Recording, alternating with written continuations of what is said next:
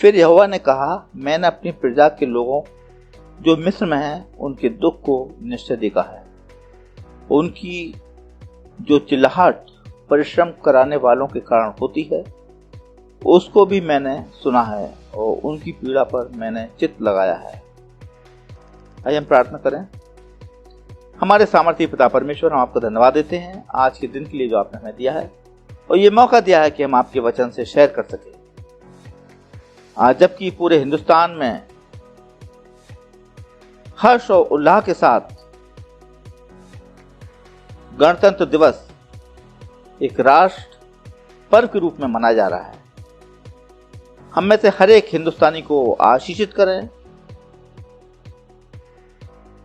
उनको हर तरह से मुबारक करें, उनकी मदद करें और आगे भी हम सब इस पर्व को हर एक हिंदुस्तानी बड़े गर्व उल्लास के साथ और बड़ी शालीनता के साथ, गर्व के साथ मनाएं। हमारे हिंदुस्तान को आशीष दें। जितने भी हमारे हिंदुस्तान में चलाने वाले हैं, जिनको आपने अधिकार दिया, उन सबको अपनी आशीष मामूल करें। एक एक जन को आपके हमारे हाथों में सौंपते, हमारी मदद करें। ये बिनती अपने उद्धारकर्ता प्रभु यीशु मसीह के नामों को मांगते हैं, आमीन। जैसा कि मैंने अभी निर्गमन 3 बाब उसका 7वां पद पढ़ा था, आप लोग के सामने फिर पढ़ूंगा।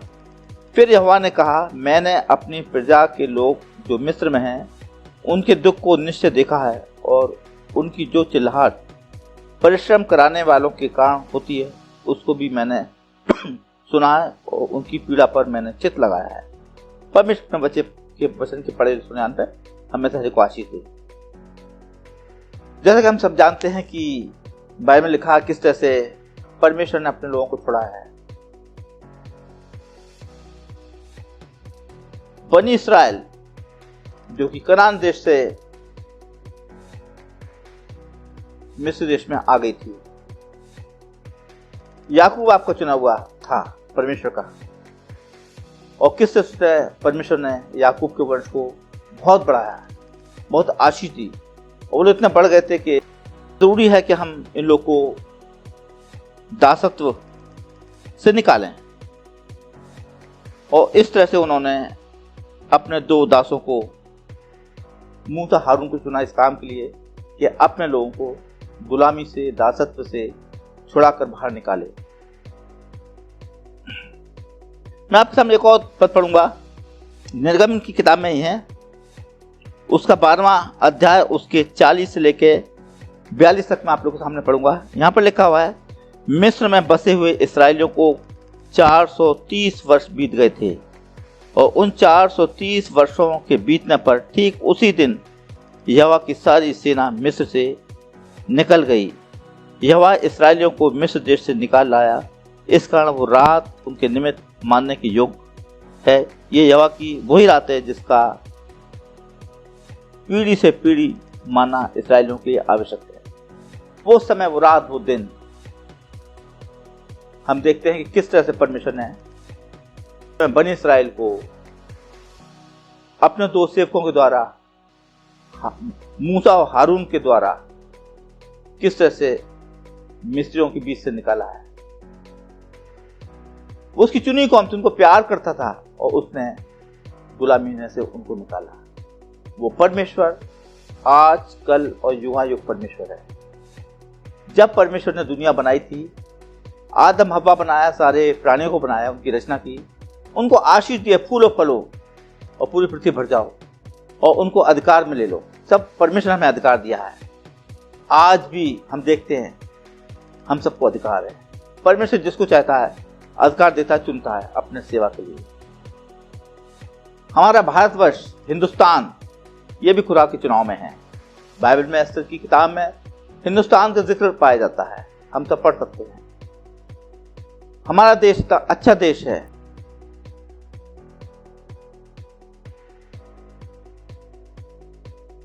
पहाड़ हैं, पठार हैं, वन हैं, खदानें हैं, कच्चा माल निकलता है और लोग उसमें काम करते हैं, व्यापार करते हैं और उनकी रोजी रोटी का एक कारण है। ये परमेश्वर की बहुत बड़ी आशीष है। हम देखते हैं किस तरह से हमारा देश सबसे अच्छा देश कहलाता है। ये कृषि प्रधान देश है, पशुपालन देश है। हम देखते हैं कृषि और पशु के द्वारा हमारी जिंदगी काफी निर्भर है। हम जो कपड़े पहनते हैं वो भी कृषि में उगाए जाते हैं, उनको प्रोसेस किया जाता है, जब हम पहन पाते हैं। कपास है और बहुत ही चीजें हैं जिसके द्वारा हमारे कपड़े बनते हैं। चमड़े से सामान बनता है, लकड़ी है वो पेड़ों से निकलती है, उससे तटे फर्नीचर। कहने का मतलब यह है कि जो परमेश्वर ने हमें आशीष दी है एक प्रकृति संपदा के रूप में, उसके द्वारा, कृषि के द्वारा, पशुओं के द्वारा हमें बहुत चीजें मिलती हैं। कच्चा माल मिलता है, उसको प्रोसेस करके सामान बनाया जाता है। ये बहुत बड़ी आशीष है। उद्योग धंधे चलते हैं और उत्पादन होता है, लोगों की रोजी रोटी चलती है, बिजनेस चलती है। ये खुदा की आशीष है। हमारा देश किसी समय सोने की चिड़िया कहा जाता था। बहुत अच्छा देश है। लोगों ने इस देश को अपने कब्जे में लेकर के गुलाम के रूप में इस्तेमाल किया, गुलामी की जिंदगी जी रहे थे। लेकिन परमेश्वर ने अपने लोगों को इस्तेमाल किया ताकि उनको छुटकारा दे सके, दासत्व से निकाल सके। हम देखते हैं कि किस तरह से हमारे देश में बहुत से महापुरुष हुए हैं। जैसे कि हम देखते हैं हमारे महान नेता, स्वतंत्रता सेनानी ले श्री महात्मा गांधी जी, माननीय श्री भगत सिंह जी, माननीय स्वर्गीय श्री चंद्रशेखर आजाद जी, माननीय स्वर्गीय लाला लाजपत राय, सरदार पटेल जी,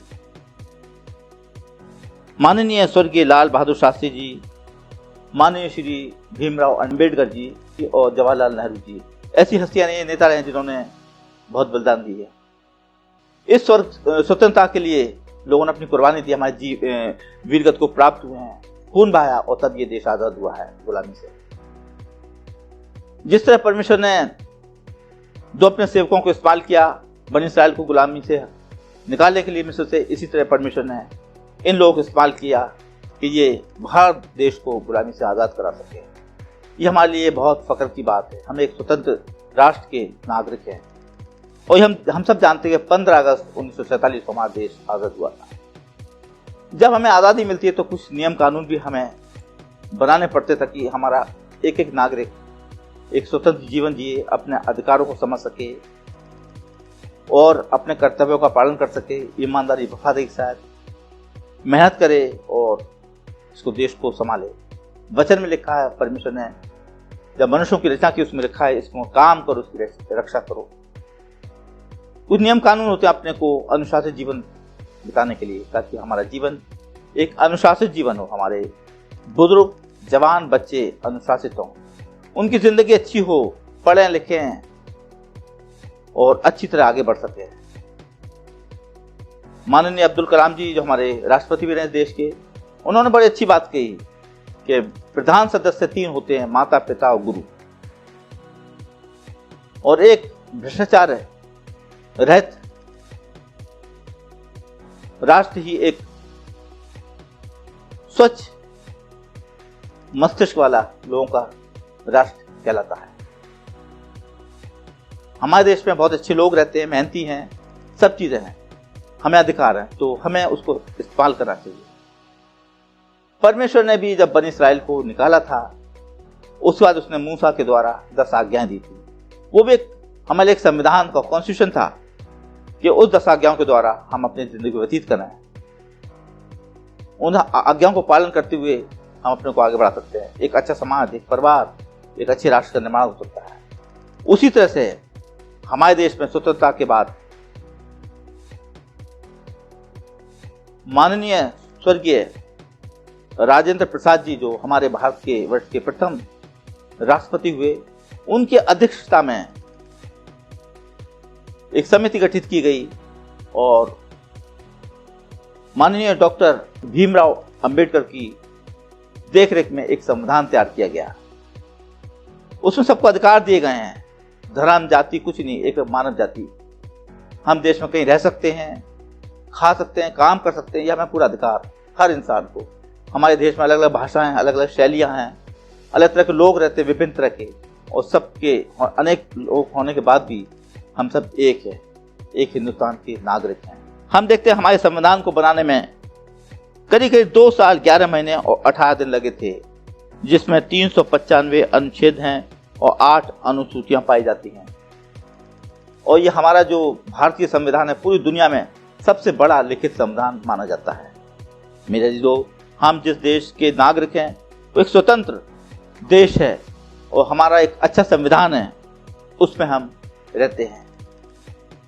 26 जनवरी 1950 को संविधान पूरी तरह से लागू हुआ था और इसलिए हम आज के दिन को अपने देश में एक राष्ट्रीय पर्व के रूप में मनाते हैं। यह हमारे हिंदुस्तान वालों के लिए बहुत ही गर्व की बात है, सम्मान की बात है।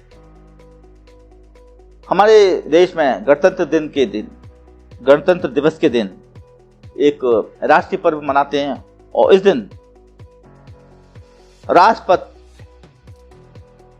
से यात्रा निकलती है, तिरंगा झंडा फहराया जाता है, राष्ट्रगान गाया जाता है और 21 तोपों की सलामी देते हुए देश को सम्मान दिया जाता है।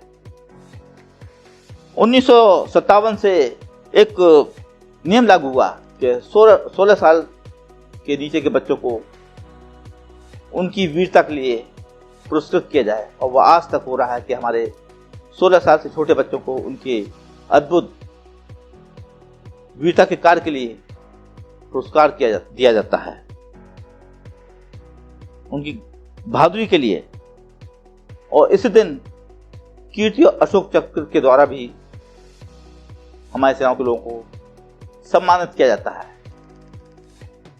हमारे गणमान्य जी इस पर अपने राष्ट्र के नाम संदेश देकर संबोधित करते हैं राष्ट्र को। हमारे देश के विभिन्न सरकारी संस्थानों में, गैर सरकारी संस्थानों में, स्कूलों में, कॉलेजेस में, महाविद्यालयों में, विश्वविद्यालयों में प्रबंधक के सदस्य और बच्चे, अधिकारी और शिक्षक सब मिलकर प्रोग्राम करते हैं। सांस्कृतिक प्रोग्राम किए जाते हैं, बच्चों को इनाम भी दिए जाते हैं और जलपान की व्यवस्था भी होती है। और इस तरह से मेल मिलाप के साथ ये इस पर्व को बड़ी हर्ष और उल्लास के साथ देश को सम्मान देते हुए मनाते हैं। हम देखते हैं कि किस तरह से हमारा देश आजाद होकर के और स्वतंत्र हुआ है और अपना संविधान बना करके एक अच्छा राष्ट्र बना है। हम एक अच्छे राष्ट्र के निर्माण करने में अपना योग दें, एक परिवार में अपने बच्चों को, जवानों को अच्छी शिक्षा दें ताकि समाज में एक अच्छा लोगों का निर्माण हो, एक अच्छा समाज का निर्माण हो, अच्छे राष्ट्र का निर्माण हो। एक दूसरे की सहायता करें, मेल मिलाप की भावना रखें, अखंड भारत हो, स्वस्थ भारत हो और एक विकासशील भारत हो। एक मेल मिलाप की भावना हमें हर एक के साथ हो। हम भारत के नागरिक हैं और हमें उसको कोशिश करना कि इस भारत की अखंडता बनी रहे, ये अखंड भारत ना हो, एक साथ रहे, मिलकर के हम सब भारतवासी एक साथ रहें। ये बहुत प्यारा नारा है, भारत देश हमारा, हम सबका यही नारा है। सारे जहां से अच्छा हमारा हिंदुस्तान हमारा है। मेरे जो हमें इस पर्व को सबके साथ मिलकर के बड़े हर्ष उल्लास के साथ अपने भारतवर्ष को सम्मान देते हुए मनाना है और एक अच्छे समाज पैदा हो, अच्छा राष्ट्र का निर्माण हो। यही मेरी शुभकामना है। जय भारत, जय हिंद, जय यीशु।